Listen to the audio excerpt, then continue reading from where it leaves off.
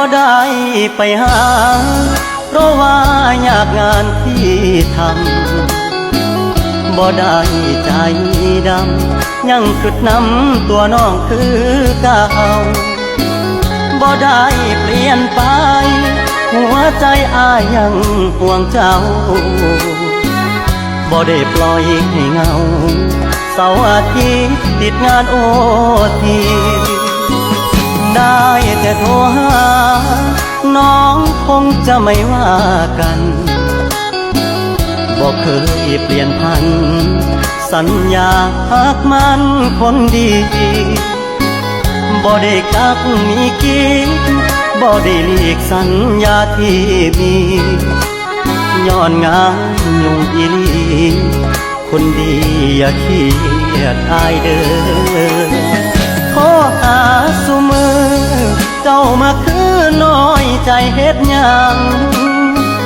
หยุดงานวันวางจะเดินทางเพื่อไปพบเจออย่ามาสงสัยว่าอายมีใครแทนเธอ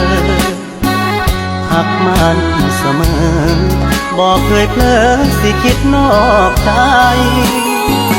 งานยากอีหลีบ่ได้หนีไปมีผู้สาวเสื้อใจโลดเจ้าอ้ายก็เหงายามเราห่างไกลยามบ่ยากหลายอ้ายสิเฝ้าไปหาทันใดให้น้องรอหน่อยได้ไหมว่างงานวันใดสิไปพ่อนา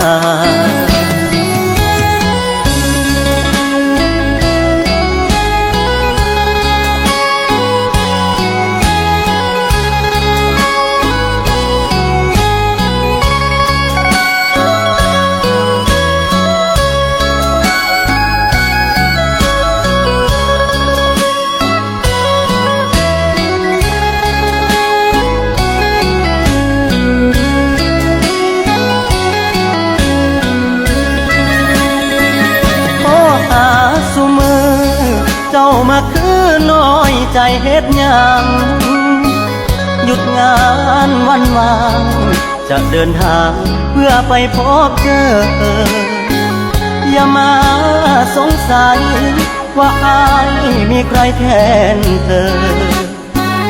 หักมันเสมอบอกเคยเพลอสิคิดนอกใจงานยากอีหลีบ่ได้หนีไปมีผู้สาว